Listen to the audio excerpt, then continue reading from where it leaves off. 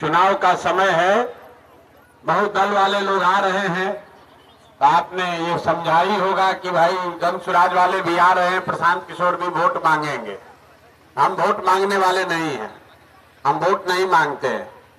आपको ये बताने आए हैं कि जो ऊपर वाले ने हमें सलाहियत दी है, बुद्धि शक्ति थोड़ी बहुत, कि आप की ये जो दुर्दशा है जिसकी अभी आप चर्चा कर रहे थे, और हमसे आपने जनता की ओर से कुछ सवाल भी उठाया है, उसी का जवाब देने आए। लेकिन जवाब से ज्यादा आपसे मशवरा भी करने आए, क्योंकि इस्लाम में कहा गया है मशवरे में खैर है। जब आगे का रास्ता न दिखे तो मशवरे में खैर है। आपने कहा कि आपके बारे में लोग कहा है कि लालू जी के आदमी हैं कि मोदी जी के आदमी हैं, ये सवाल है। आप तो पक्का पक्का लालू जी के आदमी हैं, रहे हैं। समाज के तौर पर भी आप मतलब व्यक्ति नहीं, आपने गांव की ओर से सवाल पूछा है, तो हम भी गांव की ओर ही जवाब दे रहे हैं। गांव में तो यहाँ भैया हम लोग 25-30 बरस से लालू जी को, लालटेन को ही वोट देते आए हैं ना, देते आए हैं कि नहीं आए? ज्यादातर लोग लालटेन को वोट देते हैं। तो जरा सब लोग सोच के बताइए कि आपके गांव की दुर्दशा है कि नहीं है? है कि नहीं है? पढ़ाई अभी कह रहे हमारे बच्चों के लिए पढ़ने का व्यवस्था नहीं है, तो अब अभी हम आपसे 2 सवाल पूछेंगे, उसका जवाब दीजिए, और अभी आपको दिखेगा कि आपकी दुर्दशा क्यों है। जरा सब लोग एक बार सोच के बताइए, आपके गांव करारी में और कुछ हो या न हो, सभी के बच्चों के लिए पढ़ाई और रोजगार का व्यवस्था होना चाहिए कि नहीं होना चाहिए? जरा उठाइए तो हाथ भाई, देखे तो कैमरा में रिकॉर्ड होना चाहिए। आदमी यहाँ बिहार में तुरंत पलटता है। बोलिए, होना चाहिए कि नहीं होना चाहिए? होना चाहिए। हम नहीं सिखाए, ये बुजुर्ग सज्जन ने भी नहीं सिखाया। यहाँ बैठे हुए जितने लोग हैं, चाहे आप हिंदू हैं या मुसलमान, अगड़े हैं या पिछड़े, खुद पढ़े लिखे हैं या अनपढ़, महिला है या पुरुष, युवा है या बुजुर्ग, सब लोग ने कहा हाथ उठाकर कि न भैया, पढ़ाई या रोजगार तो होना ही चाहिए। क्योंकि आपको ये पहले से समझ है कि अगर आपके बच्चे को रोजगार और पढ़ाई मिल जाए तो कोई विधायक बने, कोई मुखिया बने, जगदानंद बने कि मोदी बने कि लालू बने कि नीतीश बने, अगर आपके बच्चे को रोजगार मिल जाए, आपके बच्चे के लिए बढ़िया पढ़ाई हो जाए, तो कम से कम आपका और आपके बच्चे का जीवन सुधर जाएगा। इतना समझ सबको है, प्रशांत किशोर की जरूरत नहीं है। अब जरा सब लोग अपने अपने बच्चों का जरा चेहरा याद कर लीजिए, और अपने बच्चों के नाम पर एक बार ईमानदारी से बताइए, आप में से किसने जीवन में एक बार भी अपने बच्चों के पढ़ाई और रोजगार के लिए वोट दिया है? देखिए अपने गांव का दुर्दशा। अभी क्या कह रहे थे, हमसे सवाल कर रहे थे, भी नहीं दिए, ये भी हाथ नहीं उठा सकते। आपकी दुर्दशा इसीलिए है। कितना जोर से बोले हैं, ए भैया पढ़ाई और रोजगार होना चाहिए, लेकिन आपने अपने बच्चों के पढ़ाई रोजगार के लिए आज तक जीवन में वोट ही नहीं दिया। तो जो चीज चाहिए उसके लिए वोटे नहीं देते हैं तो मिलेगा कैसे? कोई खड़ा होके कहेगा, ये भैया इसका क्या गारंटी है कि पढ़ाई रोजगार के लिए वोट देंगे तो मिलेगा? किसको हम लोग वोट दें, लालू को दे कि मोदी को कि नीतीश को कि जन स्वराज को? अभी आपको 2 मिनट में दिखाते हैं, 2 मिनट में अभी आपको दिखेगा कि वोट जिसको मन है उसको दीजिए। अभी जो रास्ता दिखाएंगे आपको समझ में आएगा कि आपके बच्चों को पढ़ाई रोजगार कैसे मिलेगा। जरा दूसरे सवाल का जवाब दीजिए, सोचकर बताइए, आज तक आपने जिन नेताओं को वोट दिया, उन नेताओं ने आपके बच्चों के लिए कुछ किया है कि नहीं किया है? हाथ उठाकर बताइए, चुप नहीं रहना है। अरे बस मशवरा करने आए हैं, जोर से बोलिए, जोर से बोलिए, सुनाई नहीं दिया। अरे नेताजी लोग आपके बच्चा के लिए काम किया है कि नहीं किया है? नहीं किया है। पूरा गांव बोल रहा है ना। अभी अब हम गिनवाना शुरू करते हैं। सही बोले तो हाँ बोलिएगा, और गलत बोले तो ना बोल दीजिएगा। पूरे बिहार में आपके गांव करारी में भी बहुत सारे लोगों ने 5 किलो अनाज के लालच में मोदी जी को, भाजपा को वोट दिया है। तब बिहार में चाहे जितना चोरी भ्रष्टाचार है, 1 किलो चोरी करके 4 किलो अनाज यहाँ के गरीब को मिल रहा है कि नहीं मिल रहा है? अरे बोलो भैया, मिल रहा है कि नहीं मिल रहा है? आपने हमने वोट दिया हिंदू मुसलमान बनके। चुनाव से पहले सारा हिंदू लोग भाजपा का भाषण सुन के सब लोग कहा हमारा दशा कुछ भी हो, पहले अयोध्या में राम जी का मंदिर बनना चाहिए। तो आपके गांव में नाली गली नहीं बना, स्कूल अस्पताल नहीं हुआ, फैक्ट्री नहीं लगा, लेकिन अयोध्या में राम जी का मंदिर बना है कि नहीं बना है?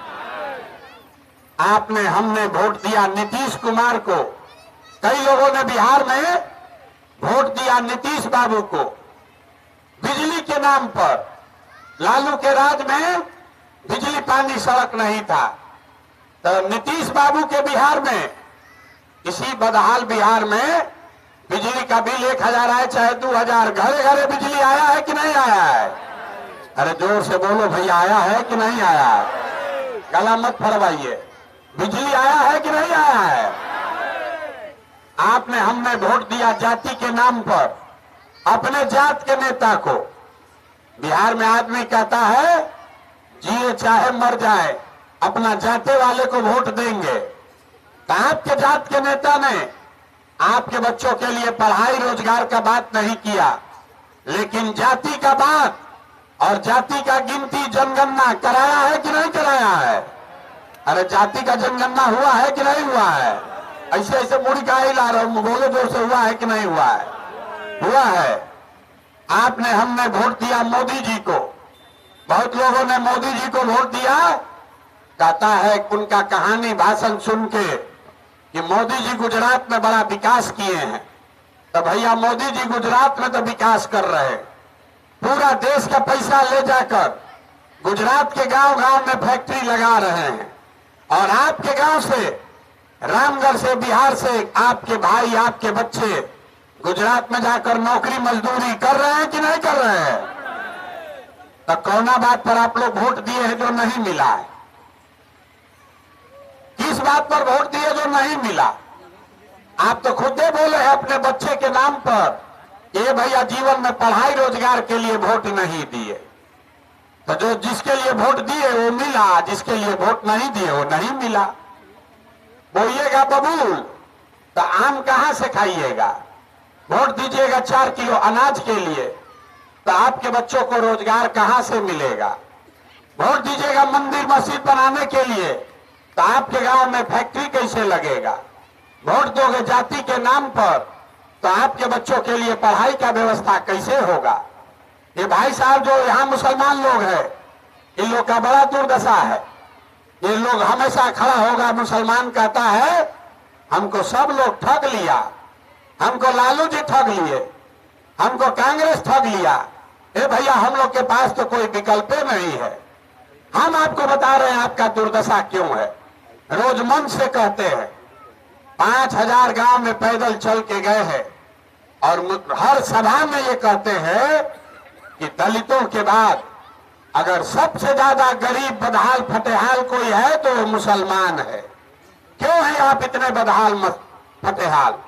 इसलिए नहीं है कि लालू ने ठगा कि मोदी ने ठगा, वो इसलिए है क्योंकि आपको इस्लाम में, आपके पैगंबर साहब ने, आपके कुरान में जो बातें लिखी गई हैं, आप तो उसको भी नहीं मानते हैं, तो आप प्रशांत किशोर को क्या मानिएगा? आपके पैगंबर साहब ने कहा कि जिस कौम को अपने रहनुमाओं की समझ न हो उसके ऊपर जालिम हुक्मरानों को मुसल्लत कर दिया जाता है। ये प्रशांत किशोर थोड़े ना कह रहे हैं, ये पैगंबर साहब ने आपके कहा है। और आप कह रहे हैं कि आज का जो हुक्मरान है मोदी हो कि लालू हो कि नीतीश हो, ये जालिम है, आपके बच्चों की चिंता नहीं करता है।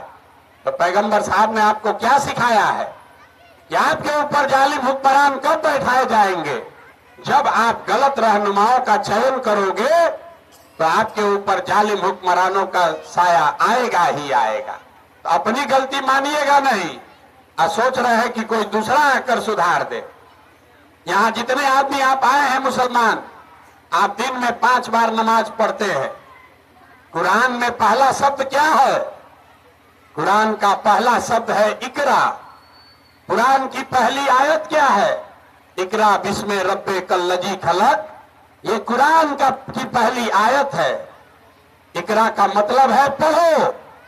और आप यहां जितने लोग बैठे हुए हैं, अपने दिल पर हाथ रखकर बोलो, मुसलमानों में कितने लोग पढ़े लिखे हैं? कितने लोग यहां बैठे हुए हैं जो अपने बच्चों के पढ़ाई का चिंता कर रहे हैं? अभी 15 दिन में वोट है, आपको अपने बच्चों के पढ़ाई की चिंता नहीं है। आपको मोदी का चिंता है, लालू का चिंता है, अपना ठिकाना नहीं है। अरे आपको अल्लाह ने बताया, पहला शब्द कहा इकरा, पढ़ो। और आप देश की सबसे अनपढ़ कौम है, लेकिन आपको अपने बच्चों के पढ़ाई की चिंता नहीं। तो आपका दुर्दशा नहीं होगा तो हमारा दुर्दशा होगा। आपके हदीस में कहा गया कि मुसलमानों की यह जिम्मेवारी है अपने बच्चों के साथ इंसाफ करना है, अपने बच्चों को अच्छा नाम दे रहा है, उसकी अच्छी परवरिश करनी है। ये बात आपको पैगंबर साहब ने बताया है। और यहाँ गांव में अभी चलिए हमारे साथ, अगर 100 बच्चा रास्ता में मिलेगा, आधे से ज्यादा आपके बच्चों के शरीर पर शुद्ध कपड़ा तक नहीं है, आपके बच्चों के पैर में हवाई चप्पल नहीं है, और आपको अपने बच्चों की चिंता नहीं है। आप लालू जी के लड़के के चिंता में पड़े हुए हैं, जगदानंद के लड़का को जिताने में लगे हुए हैं। आपके बच्चे के शरीर पर कपड़ा नहीं है, इसका आपको चिंता नहीं है। आप नहीं भोगोगे, कौन भोगेगा? कौन भोगेगा? आप कह रहे हैं प्रशांत किशोर बीजेपी का टीम है। आप जरा जितने मुसलमान लोग हैं, ईमान की बात करने वाले लोग, जरा अपने ईमान का ख्याल रखकर बताइए कि पिछले 20 वर्ष में मुसलमानों पर सबसे बड़ा संकट कब आया? एक ही ऐसा संकट आया है जब आपके घर की पर्दा नसीन महिलाएं भी बाहर घर से निकली, धरने पर बैठी। वो संकट था CAA-NRC का संकट, जब आपकी नागरिकता को खत्म करने की बात कही गई। जिस नीतीश कुमार ने CAA-NRC के पक्ष में वोट दिया, उसको भी आज मुसलमान वोट देने में हिचकिचाता नहीं है। तो जरा बताइए, CAA-NRC जब CAA-NRC आया और आपसे कागज मांगने की बात कही गई, आपकी नागरिकता खत्म करने की बात हुई, तो कौन है जो आपके साथ, कौन रहनुमा आपके साथ खड़ा हुआ? आप क्या कर रहे थे? CAA-NRC कैसे रुका? आपके धरने से CAA-NRC नहीं रुका।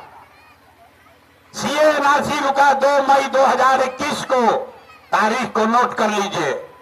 2 मई 2021 को CAA-NRC रुका, जिस दिन भाजपा को बंगाल में मुकम्मल शिकस्त दी गई। उसके बाद से CAA-NRC का बात बंद हुआ है। तो जब बंगाल में लड़ाई लगा तो आप लोग, मुस्लिम समाज के रहनुमा लोग और आप खुद, आपने क्या किया था? बंगाल में जब लड़ाई लगा, भाजपा का संघ का 2 लाख आदमी गया था बंगाल में भाजपा को जिताने। आप कहां थे? आप अपने घर में कोरोना के डर से बैठे थे।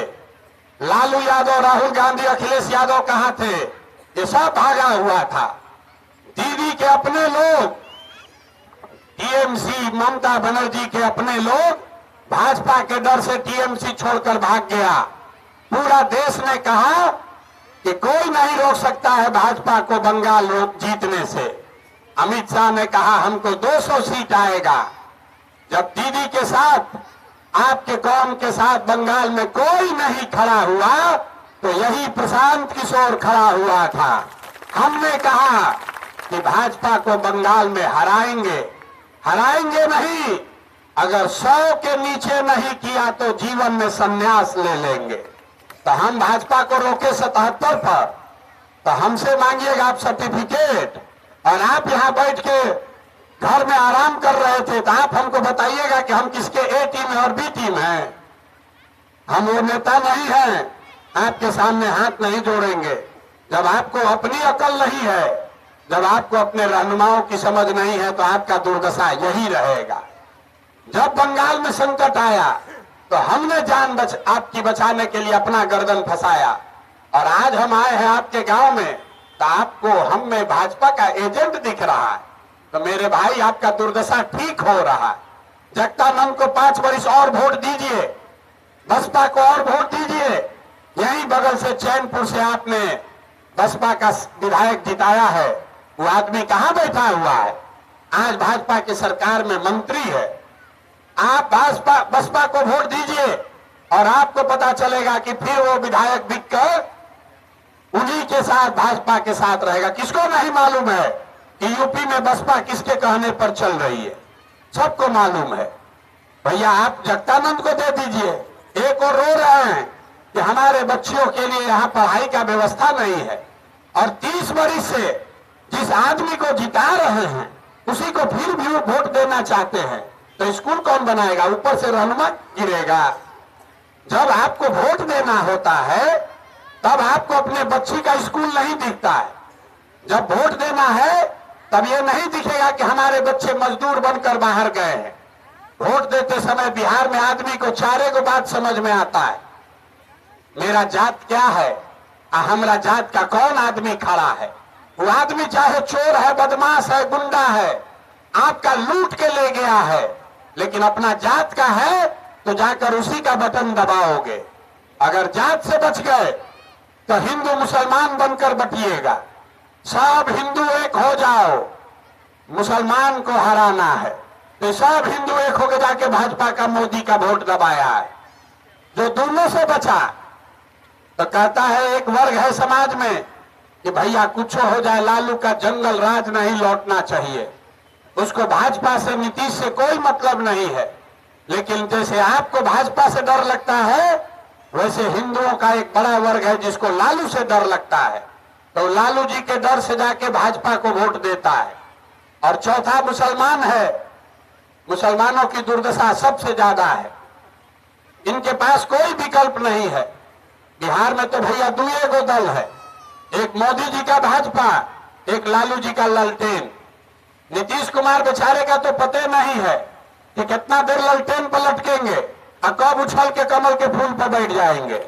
तो जो मुसलमान है वो कहता है भैया जिए चाहे मरे, जिए या मर जाए, भाजपा को दे नहीं सकते हैं। लालटेने दिख रहा है, इसी में किरासन तेल बनकर जलेंगे। तो आप पिछले 30-40 साल से लालटेन में किरासन तेल बनकर जल रहे हैं।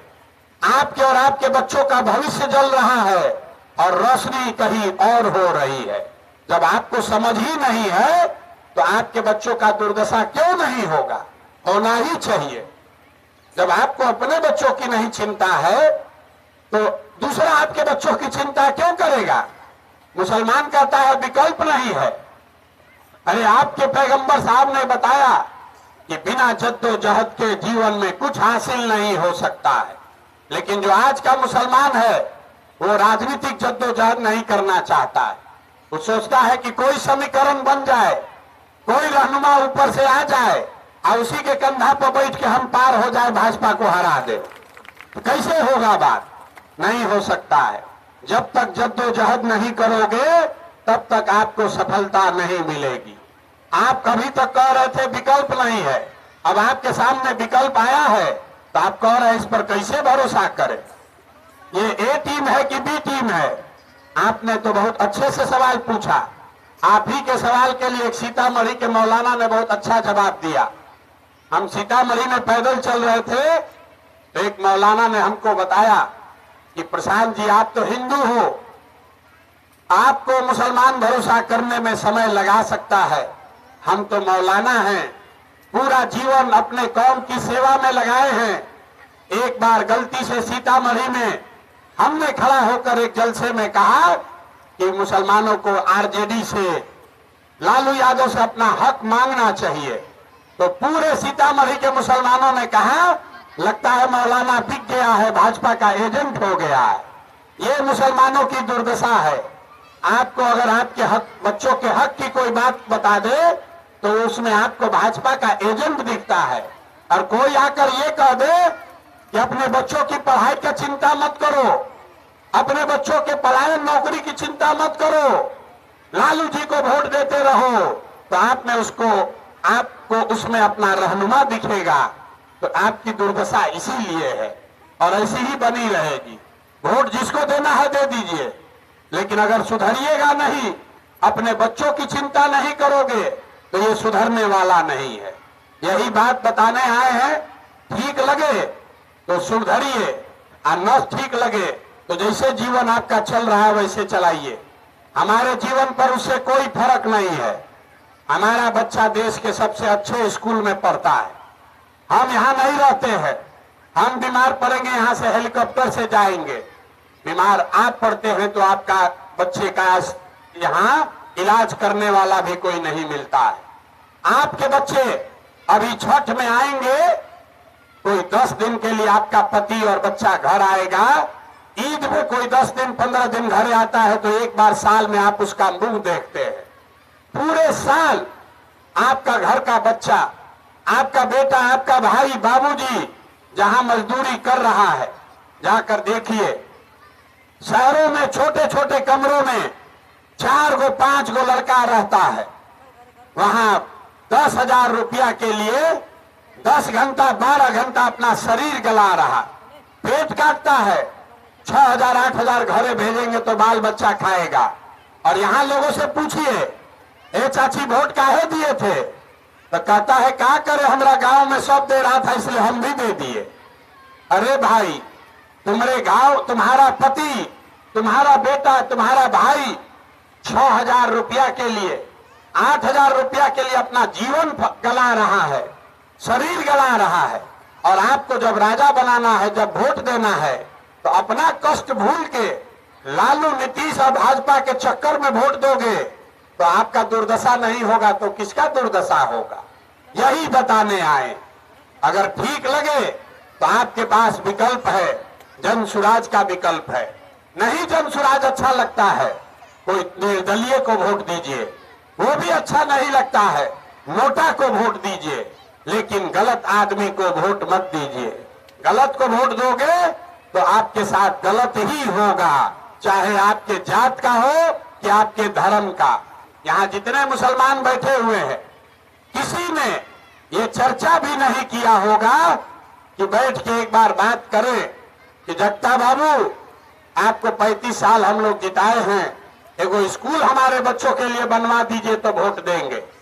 आप तो इसी चिंता में हैं कि मोदी को कौन हराएगा, भाजपा को कौन हराएगा, हम लोग उसी को वोट दे देंगे। तो राजनीतिक बंधुआ मजदूर बन के रहिएगा तो आपको कोई नहीं पूछेगा। अरे मुसलमानों की तो ये दुर्दशा है कि आपसे कोई वोट मांगने भी नहीं आता है। आप अपने से मुंह मियां मिट्ठू हैं, अपने से बारात में शामिल होकर वोट देते हैं। आपको लोकसभा में कोई वोट मांगने आया, कोई गलती से आ भी जाए तो मुसलमान कहता है कि भैया हमसे काहे मांग रहे, आप अपना हिंदू वोट समेटिए, हम तो है आपके साथ। आपका ये दुर्दशा है। तो जब आप वोट मांगने, ये भी नहीं चाहते हैं आप कि कोई आपसे वोट मांगने आए, तो फिर काहे सोचते हैं कि जीतने के बाद आपका कोई काम करेगा? कोई काम नहीं करेगा। तो ये राजनीतिक बंधुआ मजदूरी खत्म कीजिए। लालू के डर से भाजपा और भाजपा के डर से लालू को वोट देना बंद कीजिए।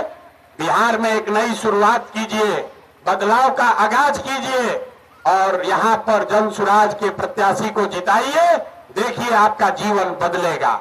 जन सुराज नहीं भी अगर बदले, अगर जन सुराज का प्रत्याशी नहीं भी बदले, तो भी जो दूसरे लोग हैं वो भी आकर आपसे पूछेंगे कि भैया हमको वोट क्यों दो।